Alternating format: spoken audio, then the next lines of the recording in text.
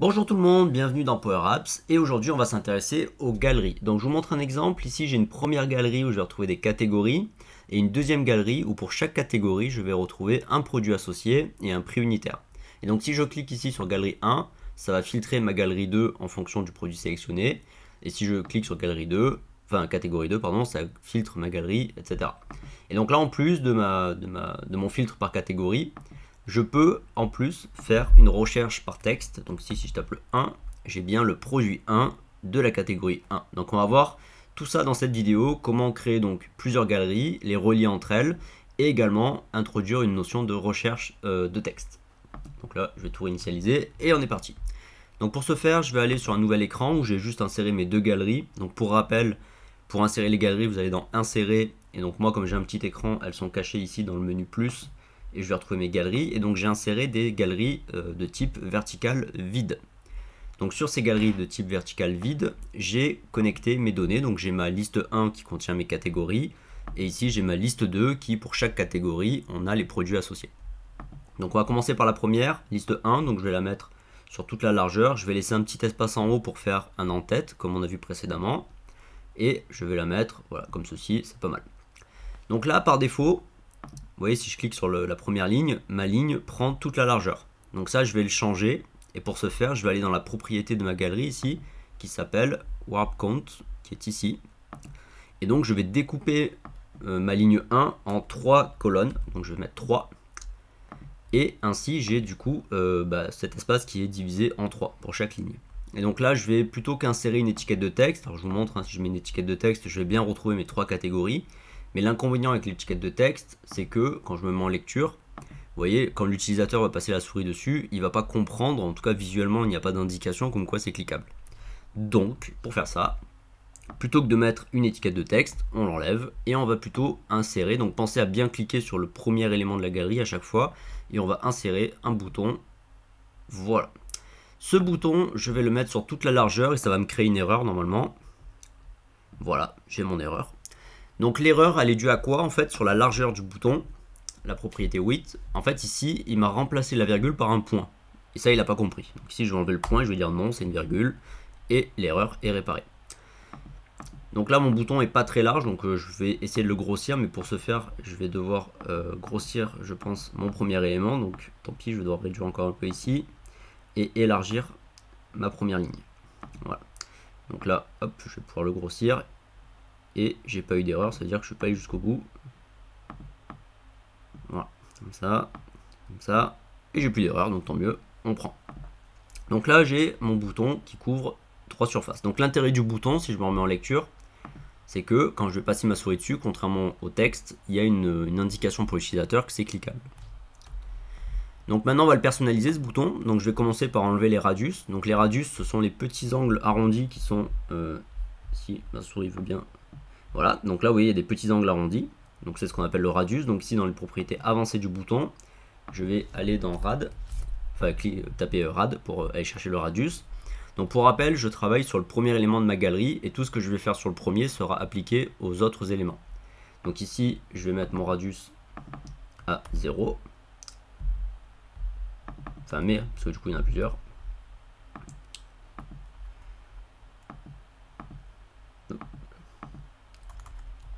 Ok. Donc là, j'ai bien un angle droit qui se met partout. Donc maintenant, je vais personnaliser le texte du bouton. Et donc, je vais lui dire dans la propriété texte ici, principale. Donc, ce n'est pas bouton, c'est thisItem.catégorie. Donc, pour moi, hein, c'est les catégories. Voilà. Et donc là, je retrouve bien mes 3 catégories. En parallèle de ça, je vais insérer un en-tête. Donc, je vais insérer une étiquette de texte que je vais mettre sur toute la largeur.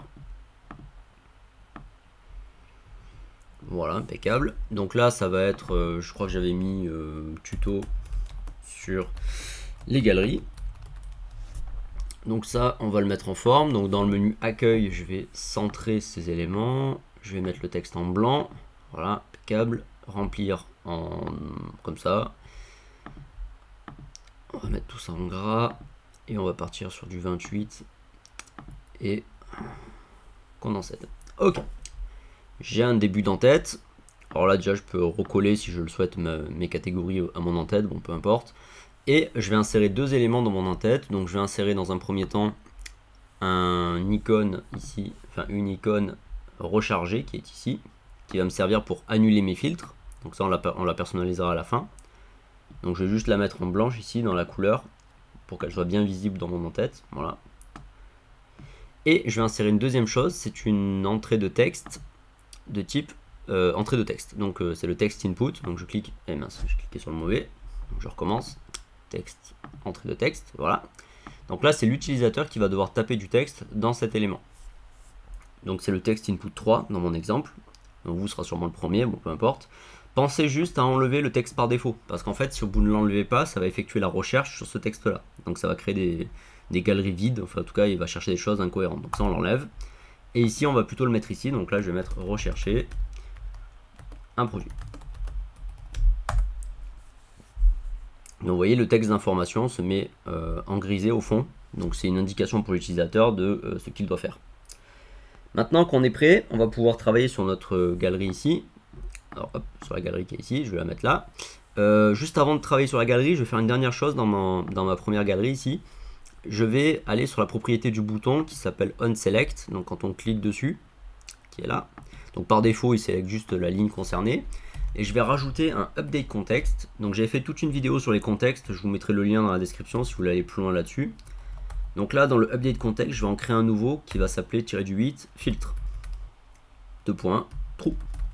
Donc j'active un contexte de filtre, enfin une variable filtre contexte qui va prendre la valeur true. Et donc maintenant ici sur ma galerie 2, donc là je vais prendre la première ligne, je vais la réduire parce que bon, il n'y a pas grand chose à mettre dans mon cas. Je vais insérer donc l'étiquette. Pensez bien à insérer le texte dans la première ligne ici et ne pas le faire ici par exemple. Donc là si je sélectionne la galerie, que j'insère du texte, vous voyez ça va se mettre en dehors de la galerie, donc ça c'est pas bon. Nous ce qu'il nous faut c'est vraiment prendre la première ligne et là vous pouvez ensuite insérer des étiquettes à l'intérieur. Donc là ça je m'en fous complètement. Moi ce qui va m'intéresser ça va être le produit. Et pour finir je vais copier-coller. On va mettre le prix unitaire. Donc ce que je vous propose c'est qu'ici on va mettre d'abord un texte qui va s'appeler prix U pour unitaire.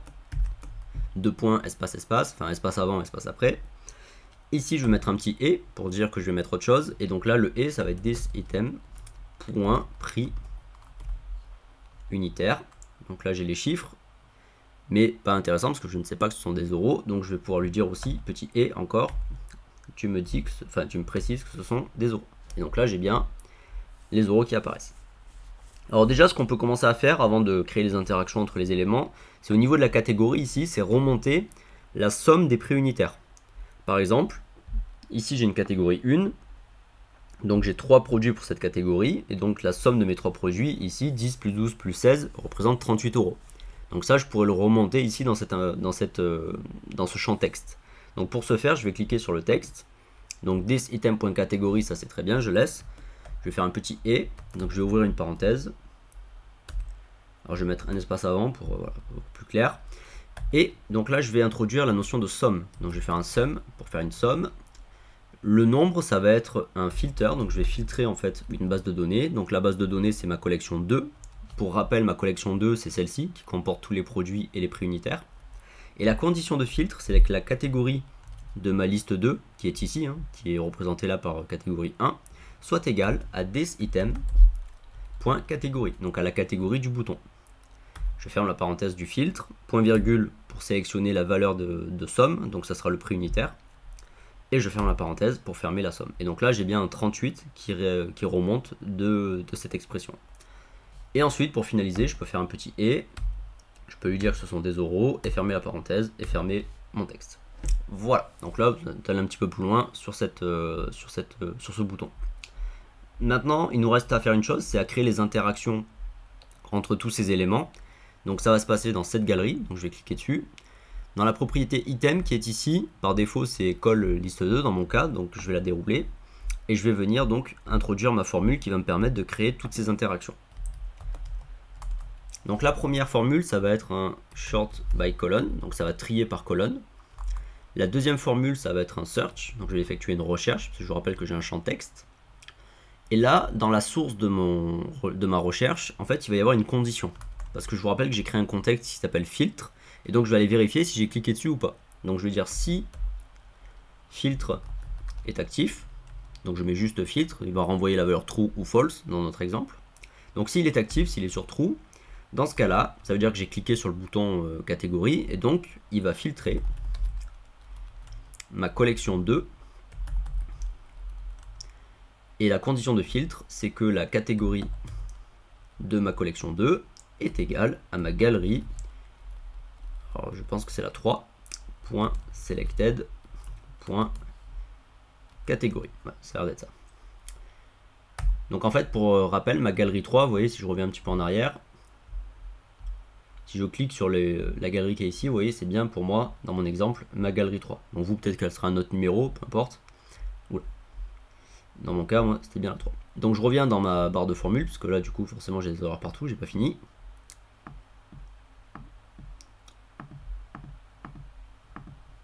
Alors, on était où? Donc là, on a dit, voilà, si j'ai cliqué sur filtre, donc dans ce cas, tu vas filtrer ma collection 2, catégorie égale l'élément sélectionné dans la galerie du dessus. Point virgule, si c'est faux, vous voyez, je suis dans le si c'est autre maintenant. Donc si c'est faux, c'est-à-dire que j'ai pas cliqué sur un filtre, et dans ce cas-là, bah, tu prends toute la collection 2. Donc tu prends toute la liste sans faire de discrimination. Je ferme mon si, donc ça c'est ma source de données, qui va dépendre de l'état de mon filtre. Et ensuite, je reviens donc dans ma formule de base de search. Le texte de recherche, c'est mon texte, voilà, texte input, alors moi c'est le 3 du coup, point texte. Donc pareil, hein, vous cliquez dessus si vous avez un doute et vous avez la propriété qui est à droite dans les propriétés, enfin le nom qui est dans les propriétés. Et les colonnes de recherche, donc les colonnes en fait c'est les éléments dans lesquels il va comparer le texte qu'a tapé l'utilisateur dans la base de données. Donc moi c'est produit. Et j'aurais pu, si je le souhaitais, faire point virgule et mettre une autre colonne comme la catégorie par exemple. Bon, moi ça m'intéresse pas, je veux vraiment filtrer sur le produit. Donc je vais laisser que produit. Je ferme la parenthèse pour fermer ma recherche, point virgule, et je termine ma formule. Donc là je suis dans le short by colonne, donc tri par colonne.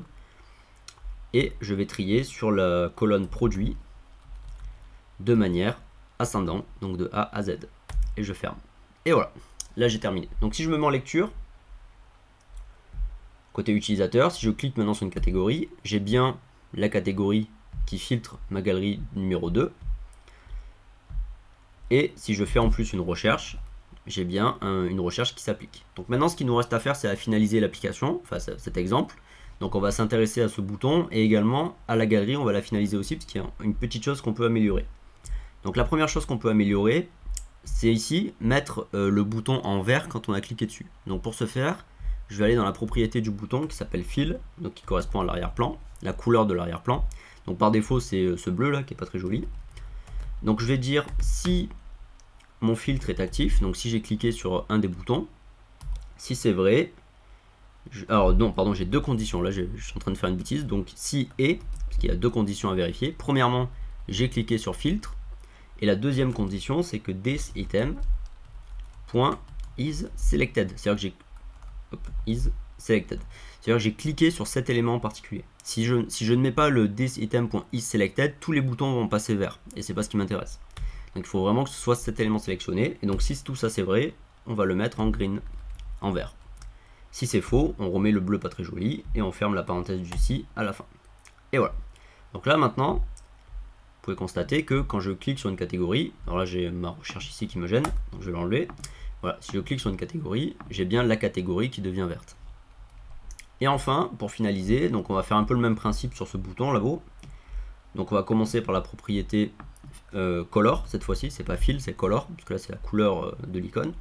Donc pareil, par défaut c'est blanc, donc je fais un peu le même principe. Donc if filtre est actif, donc s'il est sur true, dans ce cas-là, on va mettre un yellow green. Oula, oulala, c'est n'importe quoi. Non plus. Voilà. Donc je disais yellow green. Si c'est faux, le blanc, et je ferme à la fin mon si. Pensez à fermer le si à la fin, sinon vous allez avoir une erreur. Donc là, dès que j'ai une catégorie qui est sélectionnée, le filtre devient vert, pour me dire qu'il y a une sélection. Et enfin, pour terminer, on va aller dans la propriété onSelect. Donc quand je vais cliquer dessus, il va faire deux choses. Premièrement, update context. Donc on ferme notre contexte de filtre. Donc filtre, je le passe cette fois-ci à false, je le ferme. Et deuxième chose, je vais faire un reset 2, text input 3. Donc je réinitialise ici mon champ texte. Et sachez aussi que si vous cliquez sur le text input en question, vous avez aussi la possibilité ici de cliquer sur le bouton effacer qui va le réinitialiser. Donc si je clique là-dessus aussi, si je le rends actif en lecture, quand l'utilisateur va taper quelque chose, il a une petite croix qui apparaît ici pour lui permettre de réinitialiser. Donc c'est toujours intéressant, je vous encourage à le cliquer. Alors si on teste, donc là j'ai cliqué sur une catégorie, je prends un produit, le 1, je clique sur mon bouton, hop, j'ai tout réinitialisé. Donc j'essaie encore une fois, je prends une catégorie, je prends un produit, je clique, je réinitialise. Donc voilà, c'était tout pour cette vidéo, donc j'espère que ça vous aura aidé. On a vu dans cette vidéo donc l'interaction entre plusieurs galeries avec une introduction à la notion de recherche dans Power Apps.